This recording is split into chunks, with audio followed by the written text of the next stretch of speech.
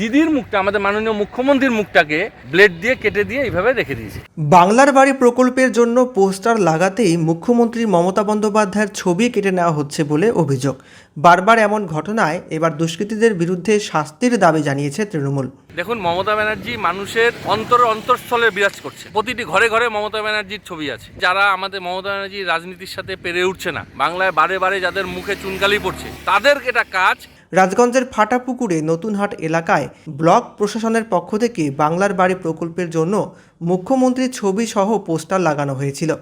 তবে দুষ্কৃতীরা ইচ্ছাকৃতভাবে মুখ্যমন্ত্রীর ছবি কেটে বাদ দিয়ে দিচ্ছে বলে অভিযোগ। তৃণমূল নেতা তথা জেলা পরিষদের সদস্য রণবীর মজুমদার জানান, তার অভিযোগ এই কর্মকাণ্ড অত্যন্ত নিম্নরুচির এবং এর পেছনে বিরোধী রাজনৈতিক দল বিজেপির সমর্থকদের হাত থাকতে পারে। সম্প্রতি ওই এলাকায় হিন্দু সংগঠনের সম্মেলন হওয়ার পর থেকেই এমন ঘটনা ঘটছে বলে তার অভিযোগ। তৃণমূল ইতিমধ্যেই ব্লক অফিসে অভিযোগ দায়ের করেছে এবং প্রশাসনের দ্বারস্থ হওয়ার সিদ্ধান্ত নিয়েছে। এদিকে স্থানীয় বিজেপির নেতা দেবাশিস দেব বলছেন, বিজেপির কোনো লোক এতটা নিম্নরুচিকর নয়। আমাদের কেউ এমন কাজ করেনি, হয়তো পথচারীদের কেউ মুখ্যমন্ত্রীর ছবি দেখে বিরক্ত হয়ে এমন কাজ করেছে। এই ঘটনায় এলাকায় রাজনৈতিক উত্তেজনা ছড়িয়েছে নিঃসন্দেহে। এটা আজকে আপনারা জানেন, আমাদের বিডিও অফিসে যুবসাথী এবং লক্ষ্মীর ভাণ্ডার এবং অন্যান্য ক্যাম্প চলছে আর কি। তা আমি ক্যাম্পে যাওয়ার সময় ফট করে আমার নজরে পড়লো, গতকালকে যখন আমি এই ক্যাম্পের থেকে যাই সেই সময় এখানে একটা পুরনো একটা ফ্লেক্স ছিল।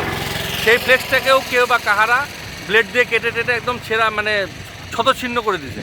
আজকে যাওয়ার সময় দেখলাম, গতকালকে যাওয়ার সময় দেখলাম এইটাকে নতুন করে আবার সরকারিভাবে বিডিও অফিস থেকে লাগানো হলো। ভালো কথা, আমি দেখলাম লাগাচ্ছে।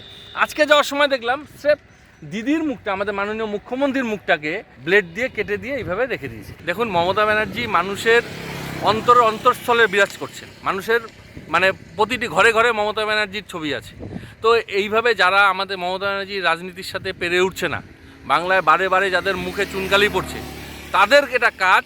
যারা মমতা ব্যানার্জির সাথে না পেরে উঠে এই ধরনের সরকারি যে ফ্লেক্স বা সরকারের যে সমস্ত প্রচার সরঞ্জাম, সেগুলোকে এইভাবে নষ্ট করছে এবং তারা ভাবছে যে এইভাবে তারা মমতা ব্যানার্জির সাথে মানে মমতা ব্যানার্জিকে মানুষের মন থেকে মুছে দিতে পারবে, মমতা ব্যানার্জিকে মানুষের কাছ থেকে দূরে সরিয়ে রাখতে পারবে। সেটা তারা পারবে না। এবং যারা করছে তারা বেসিক্যালি অশিক্ষিত, অভদ্র, বর্বর, এবং তার ফলেই তাদের মস্তিষ্কে এই ধরনের একটা মানে ঘটনার কথা মনে আসতে পারে। আমরা পেছনে কি বিরোধী রাজনৈতিক দলের?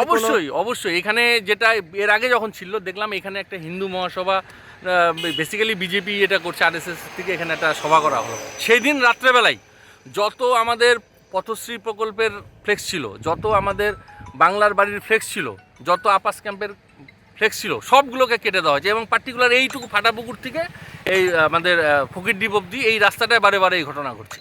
তো আমি আপনাদের সামনে বলতে চাই যে যারা এই ধরনের কাজ করছে তাদেরকে মানে হুঁশিয়ারি দিয়ে বলতে চাই যে এই ধরনের কাজ থেকে বিরত হন।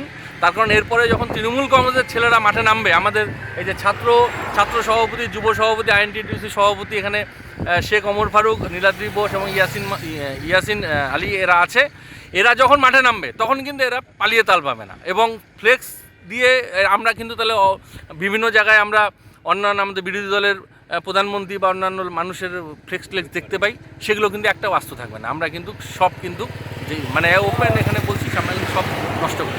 তৃণমূল যে মমতা ব্যানার্জির ব্যানার ছেড়ার কথা বলছে, ভারতীয় জনতা পার্টির কর্মীদের মানসিকতা এবং চরিত্র এত নিম্নমানের নয়। কারো ব্যানার পোস্টার ছেড়ার তাদের অভ্যাস নেই, এটা তৃণমূলের রয়েছে। আর মমতা ব্যানার্জির জন্য যে মমতা ব্যানার্জির নামক যে অভিশাপটা পশ্চিমবঙ্গে আছে, তার জন্য পশ্চিমবঙ্গের জনগণ প্রস্তুত হয়ে আছে 14 তলা থেকে পতাকা ছিঁড়ে নয়, এমনি গঙ্গাতে বিসর্জন দেওয়ার জন্য।